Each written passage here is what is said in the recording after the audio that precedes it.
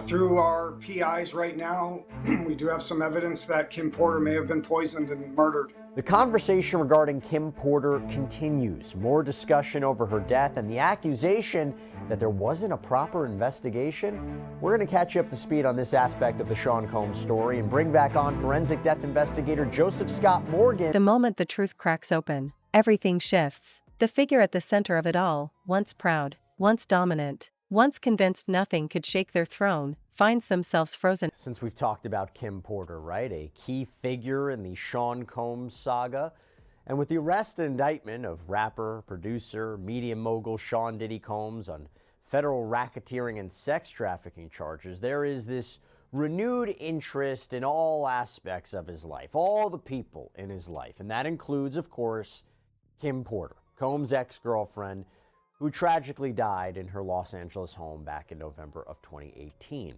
Officers reportedly found the 47-year-old unresponsive. She was pronounced dead.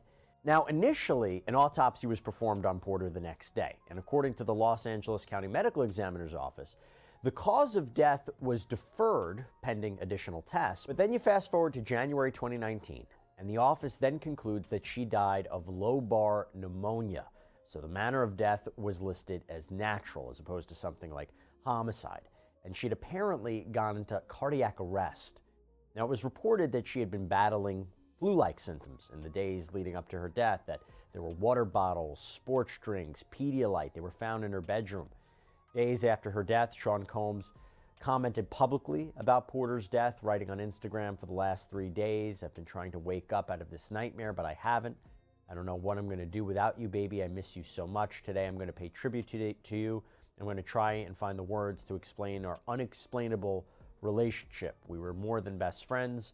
We were more than soulmates. We were some other S. And I miss you so much. Super black love." Combs would reportedly tell Essence magazine the following year, "One night I was checking on her and she was like, 'Puffy, take care of my babies.' She actually said that to me before she died." Now, he's talked about Porter a lot over the years. For example, in 2023, Combs claimed that Porter was the inspiration behind his Love album, Off the Grid. He even dedicated a song to her. Now, despite all of this, there have been rumors. There have been unsubstantiated rumors about Kim Porter's death, about what actually happened. And remember, this is a couple that first started dating in the 90s. They had an on-again, off-again relationship. They went through a custody battle over Christian, the son that they had together. They reconcile. They have twin daughters together, Delilah Starr, Jesse James. Combs reportedly cheated on Porter, though. They broke up in 2007, but by all accounts, Porter and Combs seemed to remain close, to be on good terms as parents until her death.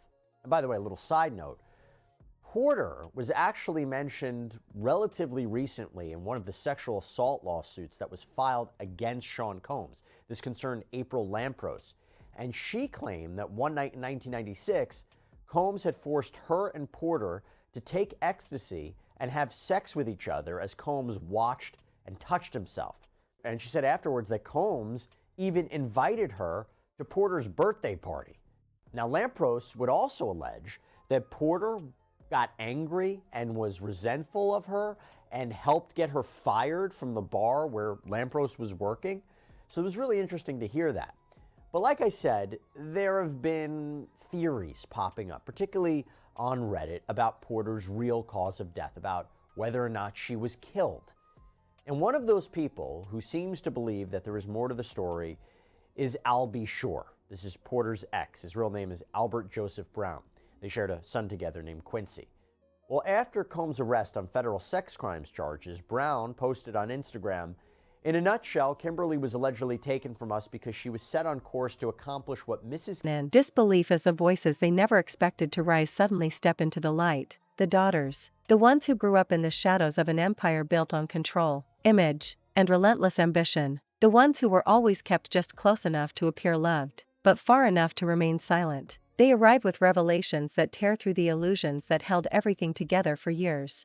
It starts quietly, a simple message, a simple statement, yet behind that calm tone lies decades of pressure, confusion, emotional exhaustion, and buried memories pushing upward like a tidal wave. The daughters begin speaking, and the world immediately senses something is different. This isn't drama, gossip, or spectacle. This is truth, a steady, heart-heavy truth that carries more force than any external accusation ever could. The figure at the center tries to process it, tries to convince themselves it's a misunderstanding, a phase, a moment of rebellion, but the daughters speak with such clarity, such conviction, such emotional precision, that even the strongest denial crumbles under the weight of their words. They describe a life that looked perfect from afar but felt like Cassie Ventura did by igniting the bonfire which brings us here today. Ventura, of course, is Combs' ex-girlfriend who filed that initial sexual assault, sex trafficking lawsuit against Sean Combs last year. It spiraled into multiple other lawsuits and arguably spiraled into these charges that he's now facing today.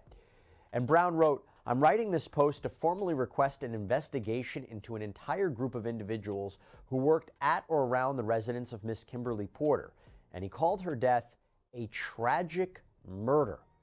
Now, interestingly, there are reports that Al B. Shore has even taken more security measures after asking for an investigation. In fact, he was presented an award at the American Liver Foundation's National Legacy Gala in New York.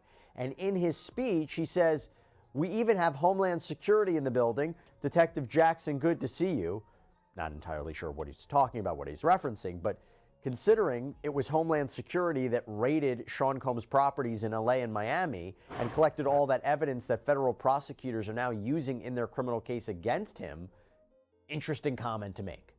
Now, Gene Deal, this is Combs' former bodyguard, spoke on the Art of Deal podcast about this, and he said, "You got to realize, man, Kim's death wasn't even investigated." He went on to say, "How is it that there was no electronic products or gadgets around Kim?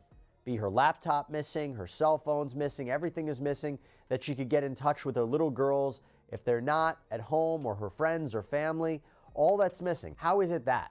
All that's missing. How is it that?" The detectives didn't even examine Porter's body where she passed away. And Deal emphasized, if that is true, that case needs to be reopened. And also in regards to the idea that she got a massage right before her death, he also said, who gives somebody a massage when they get pneumonia? Deal also apparently took issue with the alleged timing of buying her gold casket. He said, how you order a gold casket 2 months before somebody dies? And he even addressed Al B. Shore beefing up his security. Al ain't no fool. He's smart by getting extra security. Now, with all of this as a backdrop, the last time we talked about Kim Porter on Sidebar is when a book was published on Amazon. It was entitled Kim's Lost Words, A Journey for Justice from the Other Side. It is allegedly a memoir from Kim Porter herself detailing her relationship with Sean Combs, but it reportedly contains typos, shocking claims, some are saying even inaccurate statements. In fact, Quincy Brown, Christian, Jesse Delilah Combs, they wrote in a joint statement on Instagram, "We have seen so many hurtful and false rumors circulating about our parents, Kim Porter and Sean Combs' relationship, as well as about our mom's tragic passing, that we feel the need to speak out. Claims that our mom wrote a book are simply untrue. She did not. And anyone claiming to have a manuscript is misrepresenting themselves." And by the way, even Combs authorized his attorney Erica Wolf to release a statement on his behalf regarding the new book, stating, "The Kim Porter memoir is fake. It is also offensive, a shameless attempt to profit from tragedy. Chris Todd has no respect for Miss Porter or her family, who deserve better. Unlike the fabrications in his sickening memoir, it is an established fact that Miss Porter died of natural causes. May she rest in peace." And Al B. Shore reportedly sent a cease and desist letter to Amazon as well. And Chris Todd, by the way, he's the author. And when we say memoir, we have to be clear here. There's no information verifying that Porter actually authored these writings or authorized a book to be written by her or anybody else at any point. And even the author really couldn't confirm whether these are actually Porter's words or not, but he seems to believe it's true, claiming that Porter created the information herself on a flash drive, which Todd says she gave to her friends prior to her death. Again, her family, loved ones deny that. Like a constant storm from the inside. A life where every day revolved around presenting an image that never matched the emotional reality behind closed doors. They speak of a house that looked like luxury but felt like a fortress, the kind of place where silence echoed louder than conversations, where every step felt monitored, where every expression mattered, where they learned to read the atmosphere before they learned to read books. Growing up, they always sensed something was off, something hidden, something masked by power, wealth, and control, but they were too young to understand it. too sheltered to question it, too afraid to challenge it. As they grew older, the pieces began to click together, the coldness they felt, the distance, the emotional absence, the unpredictable shifts in mood, the constant pressure to live up to a reputation they never asked for. They weren't raised to be themselves, they were raised to be extensions of someone else's image, trained to smile on cue, stay silent when uncomfortable, perform happiness even when their hearts felt heavy. They talk about events they were forced. But either way, interesting to think about. And I sat down with Chris Todd to talk about this, and this is some of what he had to say. Through our PIs right now, we do have some evidence that Kim Porter may have been poisoned and murdered. We need to listen to the people that are online, even these online sleuths, the bloggers. A lot of information comes out from this kind of community. And there's talk of toxins being in her system at first. It was called deferred at first, then it was changed. It's disturbing. It's dark. It's sad. This is an abused woman telling her story. When I first read the whole thing, I only had a couple pages at first. Now, as for the tapes, I've been told that I can have access to the tapes. What are the tapes? First, start there. What tapes are you talking about? The big ones. You're talking about sex tapes. Yeah, but with very famous people. Okay, so talk to us about what you were told about the tapes. That if I pass the test, they trust me, I will be the one to do it. Who's they?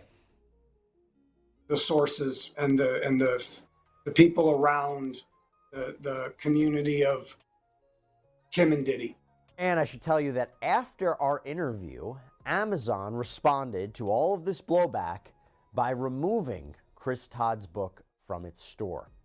So with all of that in mind, let's revisit this, shall we? I want to bring in forensic death investigator from Jacksonville State University, Joseph Scott Morgan, host of the Body Bags podcast. I encourage everybody to check it out. Who doesn't want to hear the soothing voice of Joseph Scott Morgan for a prolonged period of time? And by the way, we're very lucky because Joseph told us that this is the first recording he is doing from his new studio.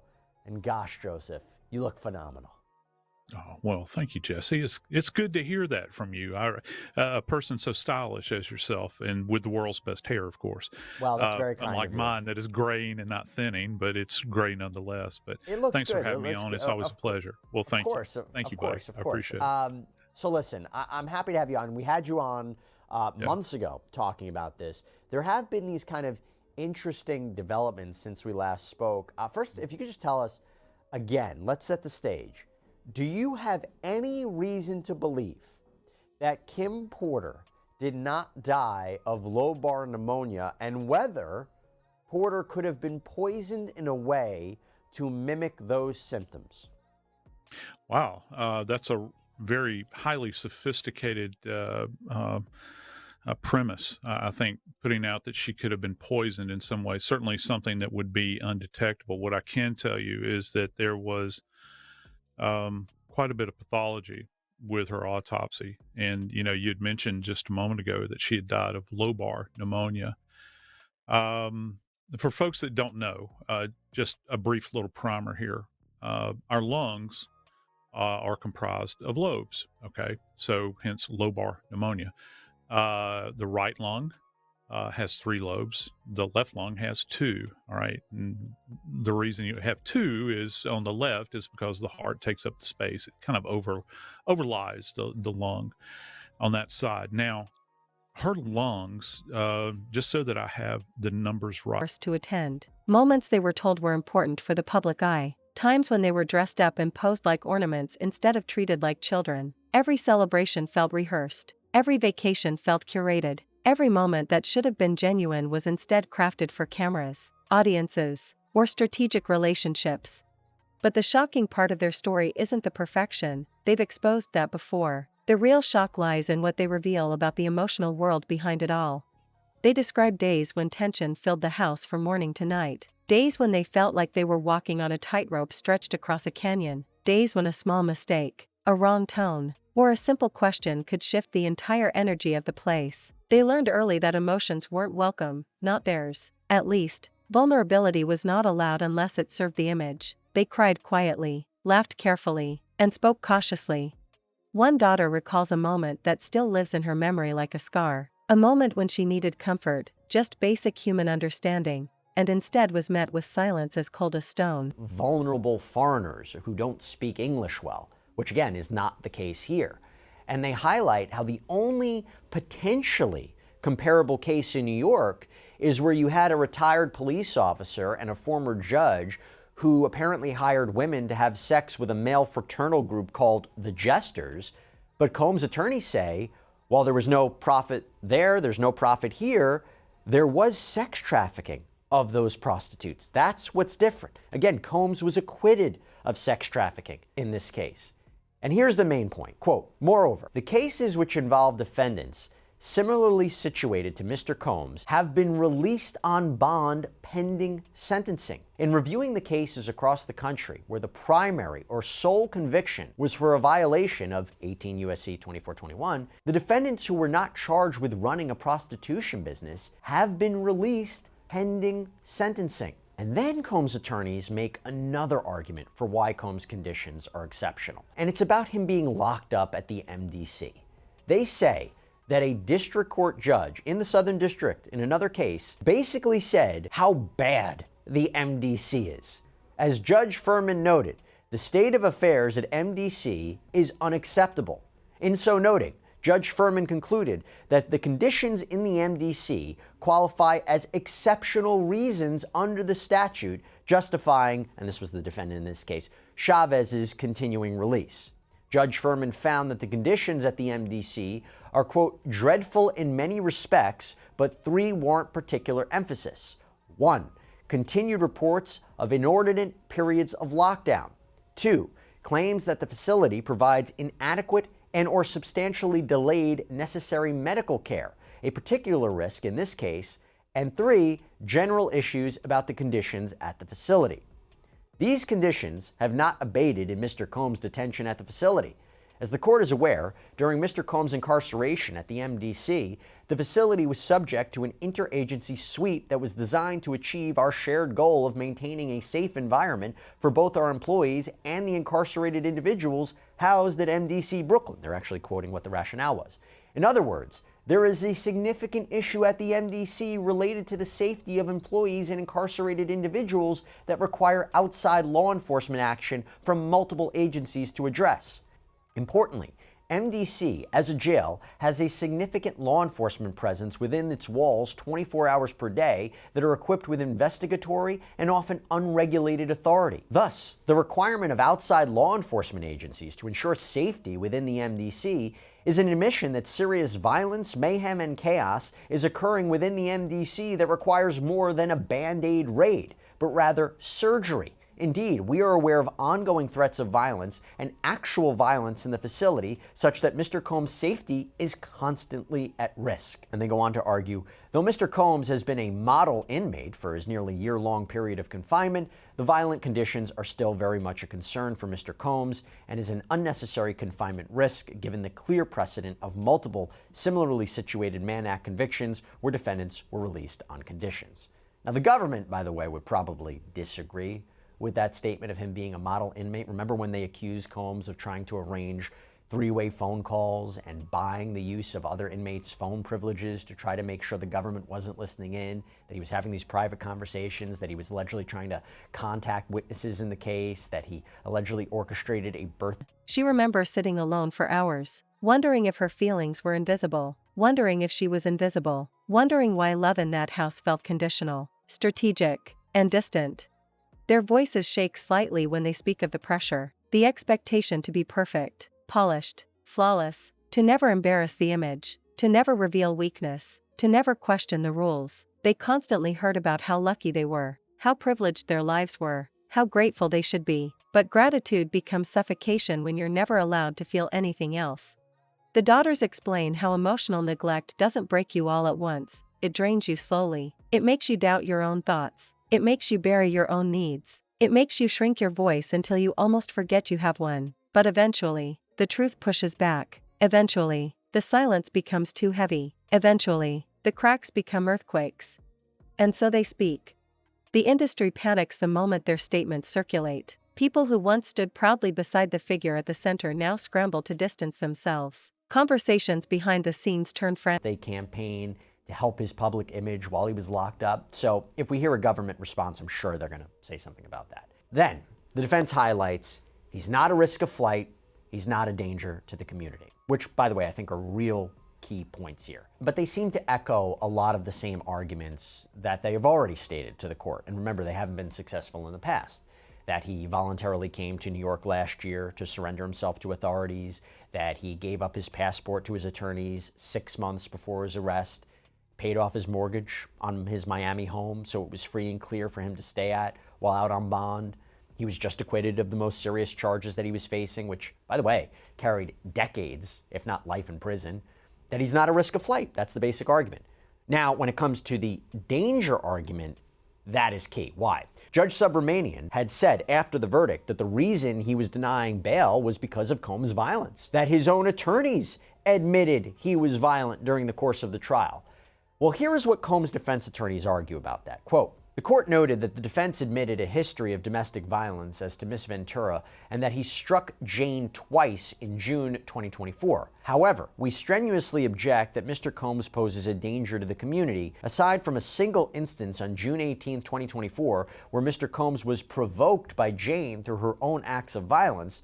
There was no evidence of any acts of violence in the last 7 years. Indeed, the jury notably rejected the government's argument that the June 2024 incident constituted coercion when it acquitted Mr. Combs of the sex trafficking charge. Also, prior to his arrest in this case, Mr. Combs enrolled in a domestic violence program in which he participated until he was arrested and incarcerated in connection with this case. If released on conditions, Sean Combs will not be violent to anyone. As we said in court, this jury gave him his life back, and he will not squander his second chance at life, nor would he do anything to further jeopardize his 7 children not having a father and 4 of his children not having a parent at all. The court can fashion any set of conditions, and Mr. Combs will abide by any condition to make the court comfortable that Mr. Combs will not be violent toward any person. And that is when they propose the following bail package. That Combs will sign a $50 million bond secured by his home in Miami, that the bond will be co-signed by 3 financially responsible people, that Combs will reside in his home in Miami, that his travel will be limited to the Southern District of Florida, the Southern District of New York for attorney meetings, as well as airports that are necessary to travel between the two, that he will be placed under the express supervision of the U.S. Pretrial Services Agency, that he will report to that agency as directed, that his passport will be surrendered to pretrial services, that he shall not apply for any other passport, and they even highlight that the court can add other conditions too. Home detention, private security approved by the court, mental health treatment. He'll agree to it all. Now, let me tell you, we kind of previewed that this all would happen, this argument would happen, this new bail package would be presented when we spoke a few weeks ago to renowned bail bondsman, to the celebrities, by the way, to the stars, Ira Judelson, who apparently had been working with Combs' team behind the scenes on working to secure his release. Here's what he said about a new package after the verdict. When Mark reached out to me afterwards, we started thinking about putting another bail package together. And what is that bail package and by the way, is this a bail package that you think could be submitted again even after the judge just denied bail? Well, the judge denied bail based on the statute, and the statute stated a certain amount of information that part of the Mann Act that, was not eligible for bail. There are certain circumstances that advisors, associates, and longtime allies try to calculate the damage, because revelations from the inside, especially from the children, aren't just emotional blows. They are seismic hits that no amount of PR can clean up. Meanwhile, the figure at the center sits in disbelief, utter disbelief, not because the revelations are false, but because they never believed the daughters would speak. They believed loyalty was permanent, silence was guaranteed, control was everlasting. They never imagined the very people they shaped would become the ones to dismantle everything. The daughters continue revealing the emotional cost of growing up in a world where their lives were planned, scheduled, branded. They talk about the isolation, about being kept away from normal friendships, normal experiences, normal childhood moments. They grew up surrounded by people, yet constantly felt alone. They lived in a house full of everything, except freedom. They speak of the confusion they felt as teenagers, when they started seeing the contradictions clearly, how public praise clashed with private distance, how admiration from strangers felt empty. Was one of 2 black TV networks in the United States. So in all, the defense is hoping the judge sentences him to a 14-month sentence, meaning if the judge sides with him, it's likely he could be out of jail before the holidays. As of this recording, though, prosecutors haven't submitted their recommendations for his sentencing, but they've previously said that he has an extreme history of violence and that the attempts to minimize his conduct show he's still very dangerous. So that was a lot, right? A lot of legalese, a lot of pages to go through. So let's break it down further with none other than criminal defense attorney Safa Robinson-Ferrer. Safa, always great to see you, and thanks so much for joining me. Let's take a little step back. It's almost sentencing time for Diddy. He needs support. The defense sent a bunch of letters, some including from Young Miami, Dallas Austin, Stevie J, the mothers of his daughters Love and Chance, his mom, his sister, all of his kids minus the youngest one. But what did you make of the letters of support? Not surprised to see letters of support here. That's actually pretty typical as sentencing is about to commence, or shortly, at least a week or two before the sentencing commences. And a lot of times defendants and clients will submit letters that are on behalf of family members and loved ones, giving a clearer picture to the judge as to who this person is generally, or who this person is and what they mean to their family and their loved ones. And that's a part of what we call a mitigation or sentencing memorandum that goes to the court in order to get a lesser sentence, or to give the judge an idea of, this is a good guy, you know, mistakes happen or bad things happen, but he's been reformed, rehabilitated, and we as his family need him back.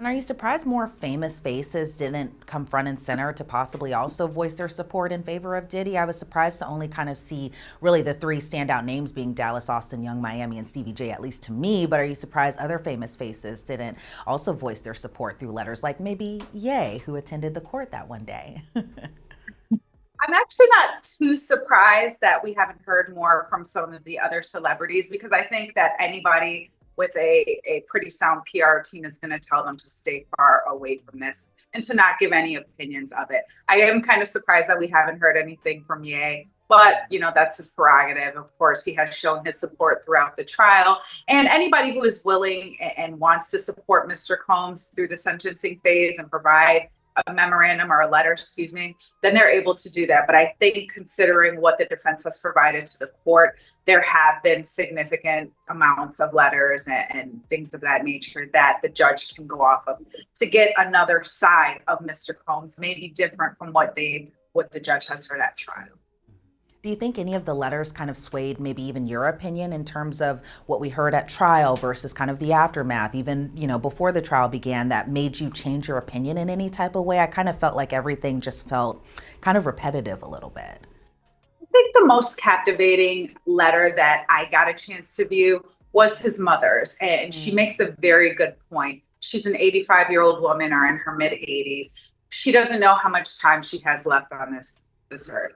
And so one of the things that I think is important and what really spoke to me and would probably speak to the judge is wanting the ability to spend the end of her life with her, granting them the ability to reconcile their relationship outside of him being incarcerated, also granting the ability for the family to essentially be reunited and to satisfy this mother's wishes of having her son reunited with his children, her grandchildren, so that they can heal, move forward, and spend. When they couldn't even get basic emotional presence at home. How fame never filled the void created by emotional absence.